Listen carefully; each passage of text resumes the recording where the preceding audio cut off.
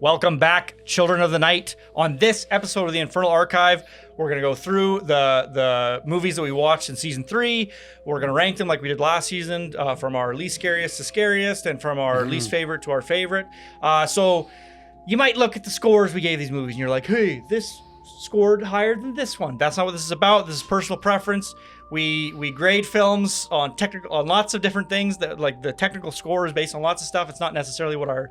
It's almost like movie ratings don't fucking mean anything. Don't mean anything. It's almost like that. Almost like that. But yeah, I think we'll start with the scariest list. We'll start at the bottom, and then we'll go all the way to the top. This wasn't a particularly scary season. There was a couple little jump scares, but we didn't have one outstanding scary film that needs to be. Excuse our fog machine. Needs to be seen. I didn't see one movie this season where I'm like, that would be a great movie to watch for some good jump scare stuff. But whatever. We got to make the list. I would say about half of them were also kind of just shit in general. Yeah. About. Okay, so I'll run through the scaries, and then you can do our favorites.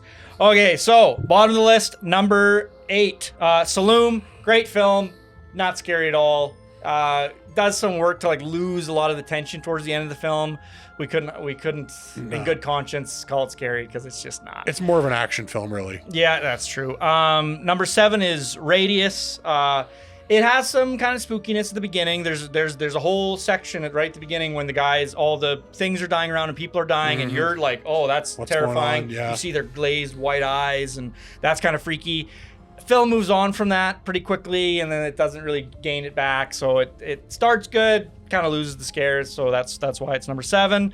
Number 6, Harbinger. Not an amazing film, but had some interesting-ish creature design with the couple jump scare almost thing. Moments. Yeah, there's. I think there must have been one or two that worked. There was one that definitely didn't work, but I think there was some stuff. Attempts were made at jump scaring, and it's a little more consistent than the other 2 films in terms of trying to scare you. Trying to be scary, yeah. Number 5 is The Shrine, and it's only because it has one thing in that movie that I find. What do you call it when something has one? Trait that you like a saving grace. It has one saving grace. There's one scene in that movie that I find very chilling, and it's when a girl there's a metal mask and it's got nails on the eyeballs. She gets it fucking hammered right into her skull. Filmed well, shot well. It's a lot. Very chilling. But everything else in that movie is utter dog shit. So one good freaky moment a good film does not make. Also not a particularly scary film it makes. So that is why it is at number 5. Number 4, we have From Beyond. This is not particularly a scary film. It's pretty schlocky, pretty crazy, pretty wild. But there's stuff that some of the body horror is pretty intense. Gave me the heebie-jeebies. Yeah. There's stuff when he's eating human brains out of vats in a hospital, and I'm like, oh, that's something. That's something. Yeah. So that one, and it's got a consistent tone as well. From beginning to end, it's dishing out its scares, its chillingness, and it ramps up. That's another thing that I think is very important, that the film gets more fucked up as it goes. Number 3, Mothman Prophecies. This movie is not a movie that relies on jump scares particularly heavily. It has very few of them, but the few it does have, it earns through building of tension, world building, atmosphere. It's a phenomenal film. It's our hidden gem of this season. So yeah, I think even though there are not very many jump scares, I think the ones that there are done well, and I really enjoyed them. So that's why Mothman Prophecies is number 3. Number 2, Cannibal Holocaust. This is a scary film, but not fun scary. This is just chilling and seeing the depravity of humankind in full force right in front of you. Yeah. There are no jump scares in this movie. It's scary like a snuff film would be scary. Yeah, it's just not nice watching things die in horrifically realistic fashion. Yeah. It does. There's a part of you that is elicited and wants to get away, and I can't deny it. I did want to get away. So Cannibal Holocaust gets number 2. Now, number 1, I think the one that earns the spot is Sputnik. This is a more traditional horror film. It It's got great tension. It's got good world building. It tries to scare you at regular intervals. It has different types of scares. There are a few moments that are jump scary. There are a few moments that are just like, oh, that's chilling. Once again, you're watching people die in horrific ways. So it runs the gamut. It's trying to get you in a couple different ways. I really enjoyed Sputnik for that reasoning. I'd say it's equivalent to like an Alien movie, like an Alien Covenant, or it's that type of fear that you're getting. So yeah, those are our rankings. Sputnik got number 1, number 8, bottom of the list, Saloom. If you're looking for some frights, Sputnik's probably your safest bet. Like I said, none of the movies this season were particularly frightening, but I think Sputnik would, if you want one of those more traditional horror movies that gives you that vibe, it'd be that one. Alrighty, totally. Andrew. Now, best to or worst to best. We've said it before. We'll say it again. You're gonna go best to worst? No, worst to best. Worst to best. Sorry. Same thing. The Shrine. Fuck that movie. It sucks. It's terrible. One redeeming scene.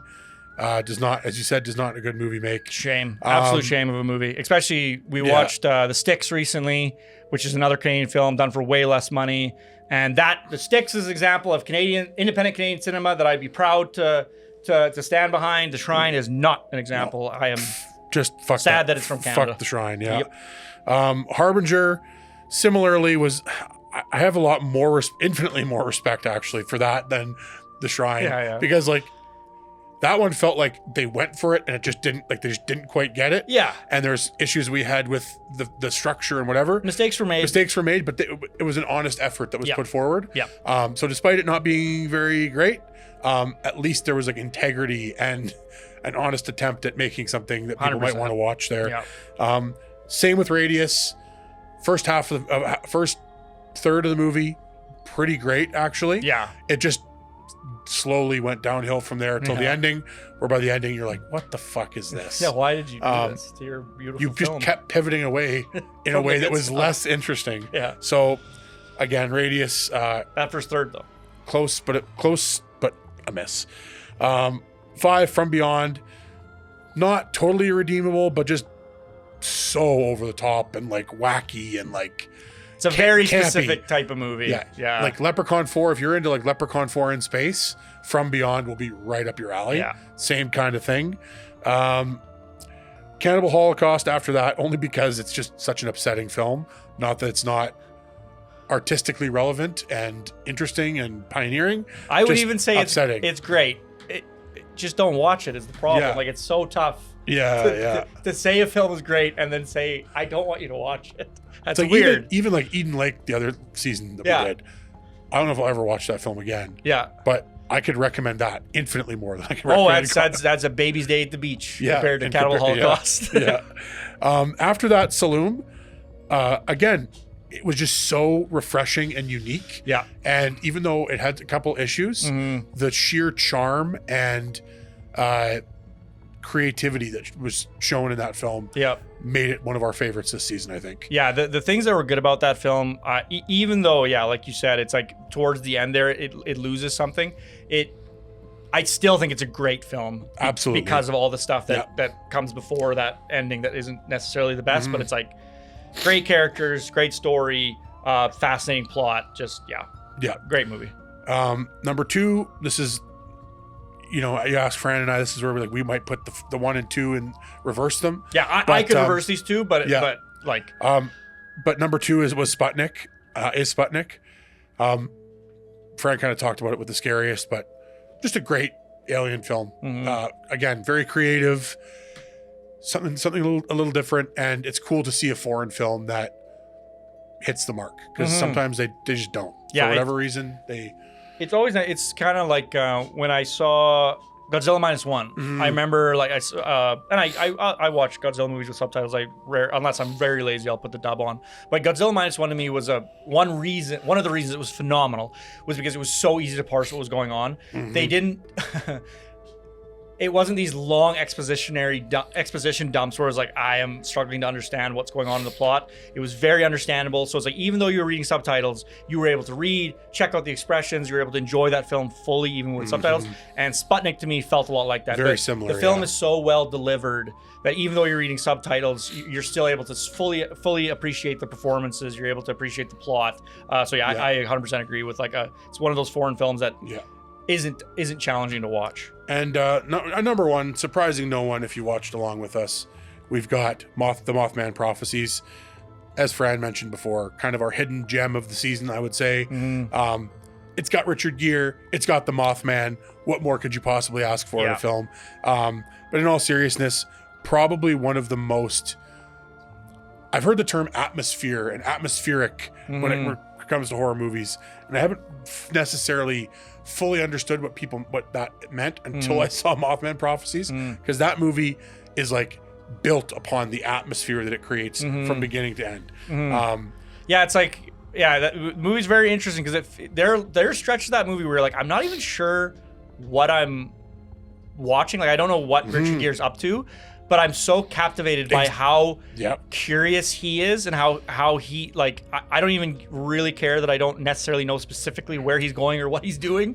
I just want to watch him because I'm also fascinated by what's going on in his life. And like I'm invested in this story now, and I care about this character. Richard Gere, in like you said, I could watch it. We could watch him do whatever. Yep. And I think it just kind of surprised us. Like, and Mothman didn't need a 15-minute sex scene. Like Richard Gere didn't need that. Like Donald Sutherland apparently needed it. You don't need it. Mothman Prophecies was just fine without it. Yeah. Who would have thought? Who would have thought that you don't? The recipe, unsurprisingly, the recipe for creating an excellent horror film doesn't seem to be get hunky leading man, watch him suck on titties for 5 minutes. 5 minutes, like, wow, this is tension building. Step 1, that. Step 2, Step 3, profit. Yeah, that's so funny. I just watched the Underpants Gnome episode last night. Hey, what's phase 2? Phase 1, we collect underpants. Yeah, but what about phase 2? Well, phase 3 is profit. Get it? I don't get it. You see, phase 1, collect underpants. Phase 2, phase 3, profit.